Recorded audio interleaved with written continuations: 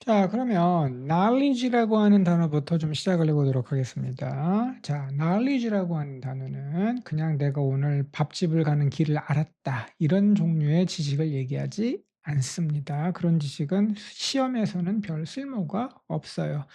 인문 철학 지문에서 knowledge는 시간, 공간, 인종, 종교, 문화 등 모든 차이를 넘어서서 보편적 지식. 자, 이 말은 뭔 말이냐면 누구나 동의할 수 있는 지식이라는 것이죠. 뉴턴의 만유인력의 법칙을 이해하기 위해서는 특별한 종교가 필요하지 않고 특별한 인종이나 성별에게만 허락된 것도 아니며 특별한 시대에만 허락된 것도 아니다라고 하는 뜻입니다. 자, 이것을 가리켜서 철학에서 뭐라고 부르냐면 nature of things, 사물의 본성이라고 얘기합니다. 쉽게 얘기합시다.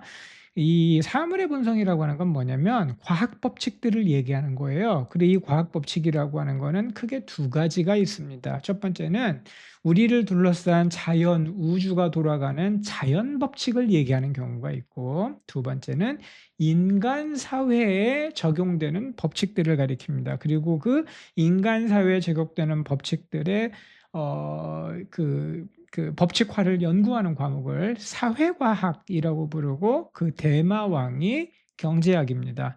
경제학에서 파생된 연구 방법론을 사회에 또 적용해 가지고 이해해 보려는 시도를 사회학이라고 부릅니다. 이해하셨죠? 자, 그래서 법칙화할 수 있는 걸 얘기하는 겁니다. 그럼 인문학은 무엇입니까? 과학이 아닙니다. 왜냐하면 예측 가능성을 가지고 있지 않기 때문에 그래요. 여러분이 아무리 문학적으로 비유와 상징에 대해서 공부해도 이 작가가 이거를 나중에 이 비유를 사용할지 저 상징을 사용할지를 예측할 수가 없거든요. 그런 거는 우리가 법칙화할 수 없습니다. 자, 사물의 본성이라는 단어는 대단히 중요한 단어니까요. 자, 여러분 이걸 모르고요. Nature of Things를 봤다, 뭐 물건들의 자연 이러면 굿바이 되는 거예요. 아시겠죠? 한 단어입니다. 암기하셨죠? 이 단어는 그냥 단어라고 이해해 주셨으면 좋겠습니다. 그리고 우리 앞으로 knowledge라고 하는 단어는 어떤 knowledge를 얘기하는 거냐? 물화지생, 경제학 법칙, 이렇게 얘기하기로. 아시겠죠? 그리고 그거를 발견하는 것이 우리들의 임무인 것으로, 그리고 그 발견하는데 신의 도움 따위는 전혀 필요 없다는 거.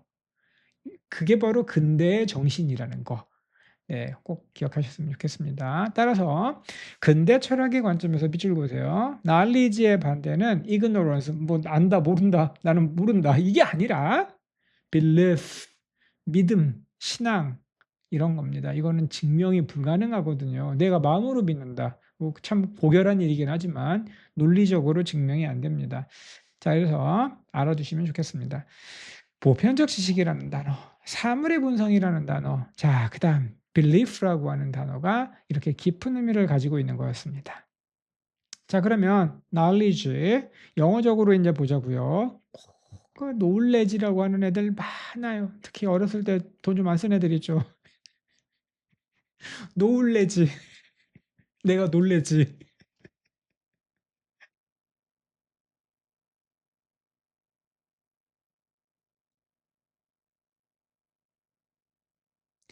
자, 그러면 드디어 모더니티라고 하는 단어, 우리가 되게 좋아하는 이런 단어를 이제 만났습니다. 이 모더니티라고 하는 단어를 이제 봅시다.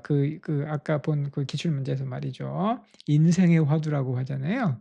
모더니티라고 하는 단어만 들었다 하면 그냥 막 인문 사회학자들은 막 개흥분을 하기 시작합니다. 왜 모더니티에 개흥분을 하냐면 포스트 모더니티를 얘기하려면 모더니티를 알아야 되거든요. 포스트 모더니티 얘기를 못하면 삐꾸 소리를 듣거든요. 그래가지고 포스트 모더니즘 소리를 하기 시작한 지 한 30 몇 년 됐어요. 제가 대학교 들어갈 무렵에 포스트 모더니즘 대열풍이 불었었습니다. 지금 그런 사람들 다 어디 가서 뭐 살는지 잘 모르겠어요. 아무튼 인문사회학자들이 되게 좋아하는데 그 사람들이 출제위원이라는 게 포인트예요. 아시겠죠? 그 사람을 따라하거나 미워하거나 하지 마라, 이런 건 전혀 상관이 없고 출제위원들의 성향이 그러하다. 그러니까 이 단어는 중요하다. 자, 그래서 근대성이라고 하는 말은 뭔 말이냐? 자, 오른쪽에 제가 친절하게 각주를 달아놨어요. 근대의 속성. 무엇이 근대야? 라고 하는 거에 어떤 표현입니다. 타이어라고 하는 단어가 있다고 해봅시다. 타이어 한번 속성을 써 봐요라고 하면 집합으로 표시할 수 있어요. 타이어의 집합에 무슨 원소가 들어가라고 하는 말과 같아요. 동그래요. 고무로 만들었어요. 고무 아니라 합성고무. 알았어, 합성고무. 가운데 뭐 강철심을 박았고요. 안 박은 것도 있어요. 그리고 또 뭘 이렇게 적을 거예요. 뭐 마찰이 어떻고 멋이 어쩌고 이렇게 얘기할 거예요. 그 속성들이 쭉 정리가 되잖아요. 그거가 타이어의 속성이에요. 그러면 근대성은 뭐냐면 근대라고 하는 집합의 원소들이 무엇이냐라고 하는 뜻이에요. 이해하셨죠? 자, 그러면 넘어갑니다. 자, 프리마던이라고 하면 이 근대를 갖다 기점으로 해가지고 그 이전의 시대를 얘기하는데 우리나라는 그냥 조선시대 이러면 될 거고요.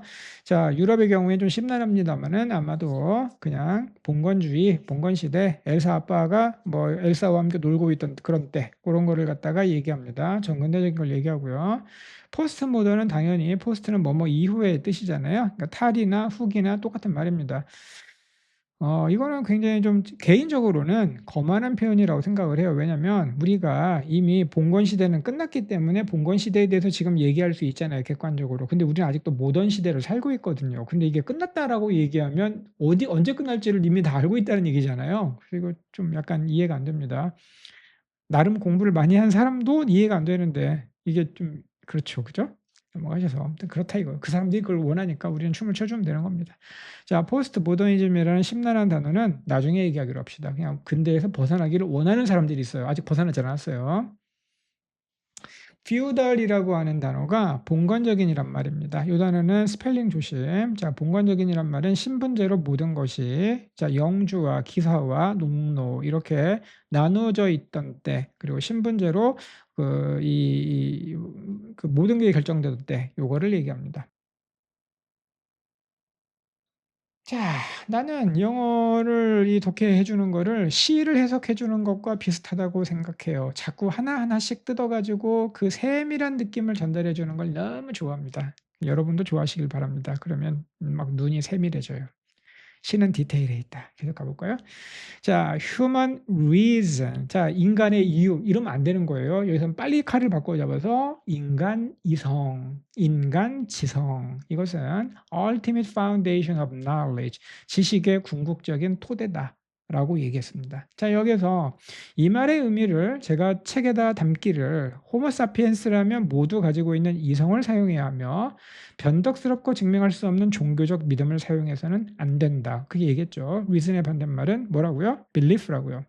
오직 이성을 통해서만 보편타당한 지식, knowledge이 아니라 knowledge라고 얘기했습니다. 우리가 놀랜다고 그렇게 하면. 자, 예를 들어 파동의 도플러 효과. 그거 누구나 이해할 수 있는 얘기죠. 산과 염기의 중화 반응. 물이 생기네. 누구나 얘기할 수 있는 거죠. F는 ma, 운동량 법칙. 그쵸? 그쵸? 질량에 비례하고 가속도에 비례한다. 그래, 알았어. 누구나 다 증명할 수 있고 알고 있는 것. 그걸 바로 knowledge라고 그러고, 그걸 알기 위한 방법으로 뒤에 가가지고 뭐 도 닦고 기도하는 게 아니라 머리 싸매고 문제 풀어보면 된다. 이 얘기입니다. 됐죠? 그럼 그 다음요. 자, the rational worldview that defines modernity. 자, 이 뭔 말이냐면, 그 rational worldview라고 하는 말은 뭐냐? 합리적 세계관이라고 하는 말은 이 말은 어떤 뜻이라고 얘기했어요? 여러분, 합리적이라는 말은 신을 믿지 않는 이란 뜻하고 똑같아요. 계산기를 쳐보면 다 나오는, 계산기를 쳐보면 다 알 수 있다고 믿는 그러한 가치관 이란 뜻이에요. 신 따위 필요 없어. 우리는 그 신으로부터 독립해가지고 얼마든지 인간의 이성으로 법칙들을 다 알아낼 수 있어. 라고 하는 가치관. 이것이 바로 근대성의 핵심이라는 거예요. 자, 그래서 인간 역사는 제가 쓰기를 어느 시점에서 타고난 신분에 의해서 구동되는 신분제를 버리고 새로운 체제로 갈아탔는데 그 체제를 regime이라고 합니다. 그것이 바로 modern age이며 그 속성이란 말은 특성, 그것을 규정짓는 것들, 그거를 modernity라고 얘기한다. 자, 그래서 참으로 중요한 이 속성을 정의하는 것, 무엇이 타이어야 그러면은 이러이러한 속성들이 있어야겠죠. 만약에 사각형이라고 하는 속성이 만약에 있다 그러면 이건 타이어가 아닌 거지. 그렇죠? 뭐 예를 들어 우리가 대체로는 이성을 사용하지만 중요한 결정은 저기 그 델파이의 뭐 신탁에 물어보고 그 점을 쳐서 우리는 결정하기로 했어. 이런 거 안 된다는 거예요. 타이어가 사각형이 안 되듯 그건 근대가 아니라는 거지. 내 말 이해하셨죠? 자, 그래서 쭉 읽어보시면 됩니다. 영어 단어 한번 볼까요? 자, 원래 영어 단어라면 이 단어가 예를 들어 엔자임이라고 하잖아요. 효소란 단어가 떠오르는데 갑자기 예를 들어 라임이란 단어가 있다 그러면 L-I-M-E 라임이라고 발음하잖아요. 근데 그러면 왜 레주아임이라고 발음하네요? 불어의 손말이라 그래요. 너무나 유명한 말, 그럼 불어의 손말 그대로 씁니다. 레짐이라고 합니다. 자, 이거는 그 프랑스 대혁명 때문에 너무 유명한 단어니까요. 그대로 외우시고요. 체계라고 하는 뜻인데 체제, 시스템. 시스템이란 말이고 뭔가 반복적으로 수행되는 오차 없이 작동되는 클락워크, 시계처럼 작동하는 이러한 예외 없는 기계, 요거를 체제라고 부르고 보통 국가가 가장 그 인간이 만든 조직 중에 큰 체제이기 때문에 정권이라는 단어로도 많이 사용됩니다. 예문을 한번 봅시다. 자, 이 단어는 ancient regime이면 고대의 체제, 고대 정권 이런 말이 아니라 프랑스어에서는요, 이 앙시앙이라고 하는 단어가 명사 앞에서 꾸며줄 때하고 뒤에서 꾸며줄 때하고 의미가 좀 달라요. 그런 형용사가 몇 개 있어요, 프랑스어에. 자, 그래가지고 regime, regime, 이 불어로 regime이라고 하는데 이 regime의 앞에 와서 앙시앙이라고 얘기하게 되면 before란 뜻이에요. 그 이전에. 근데 만약에 헤짐 앙시앙 하고 뒤로 해서 꾸며주잖아요. 그러면 아주 오래된 고대 정권이란 뜻이에요. 그래서 앞에서 꾸며주느냐 뒤에서 꾸며주느냐의 뜻이 좀 달라요. 그런데 여기서는 앙시앙 헤짐 여기서 앞에서 꾸며주기 때문에 이거는 이전에라고 하는 뜻으로 해석이 됩니다. 그래서 구체제라고 부르면 늙어 터진 체제라고 보통 착각들 하시는데 그거 아니다 이거예요. 그냥 프랑스 대혁명이 있기 이전의 시스템이란 뜻이에요. 아셨죠? 자, 그래서 그냥 우리말로 그냥 앙시엥 레짐 이렇게 쓰기도 합니다. 많이 쓰니까 알아두십시오. 자, 그래서 military regime 그러면 군사 정권, 그 다음에 regime change라고 얘기하면 정권 교체라고 하는 단어인 거 가끔 잘 나옵니다. 그러니까 수거로 그냥 암기해 두시고요. 자, 그럼 이제 우리 아까 그 기출 문제를 보기 위한 밑밥 작업이 다 끝났죠. 그러면 다시 읽어보자 이 말입니다.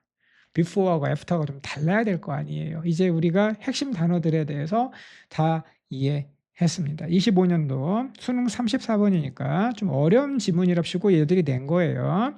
Descartes' assertion that human reason is the ultimate foundation of knowledge. 여기까지가 주어입니다. 자, 데카르트의 단언. 어떤 단어이냐면 인간 이성이야말로 궁극적인 지식의 토대라고 하는 바로 그러한 단어는 lay the groundwork. 자, 뭐예요? 토대를 놓았다. For the rational worldview. 자, 이런 뭐예요? 합리적인 세계관에 대한 토대를 놓았다. That defines modernity. 자, 그런데 어떤 월드뷰냐면 rational worldview냐면 바로 그 근대성을 정의한다라고 얘기했죠. 그러니까 근대성의 속성이 바로 합리성이다라고 하는 거를 만들어 놨다. 데카르트의 단언, 바로 인간 이성. 그러니까 데카르트의 생각을 뭐라 부르냐면 합리주의라고 부른다 이거예요. 뭐라고 하겠어요? rationalism이라고 하겠죠. 그죠? 자, 그래서 여기서 이제 다시 한번 보니까 reason이란 단어 다시 보고 knowledge란 다시 단어 보고 rational 보고 그 다음에 modernity 보고 우리는 그래서 이 뭡니까 이 지문을 이해하면서 그 rational이라고 하는 단어가 아직은 정확하게 뭔 말인지 모르지만 어찌되었건 간에 근대성에 굉장히 중요한 단어인가 보다. 그래 알았어. 종교를 사용하지 않는다는 뜻이구나. 알았어. 무라지생 법칙을 도출하기 위한 거였구나. 인간 사회에 들어오게 되면 소셜 사이언스, 사회과학에서 그런 법칙들을 뽑아내기 위한 거였구나. 아, 그렇구나. 지성의 반대말은 무지성이 아니라 종교구나. 라고 하는 걸 알아내었습니다. 그러면 다다음 시간에는 계속해서 그 다음에 합리주의와 연관된 계속된 시리즈로 나갈 거예요. 한 2번 정도 더 해야 됩니다. 굉장히 어렵거든요. 일단 다음 시간에는 시간의 순서대로 하기로 했어요. 합리주의가 맨 처음 데카르트가 얘기하고 주뻥스 나는 생각한다. 동주스이 따라서 나는 있다. 뭐 나는 존재한다. 뭐 이런 얘기들 있잖아요. 그 다음으로 넘어가는 게 이제 계몽주의거든요. 계몽주의와 그다음에 경제학에서의 합리주의적 의사결정 이쪽으로 나아가면서 점점 조금 더 웜업 될 겁니다. 자, 여기까지 하겠습니다.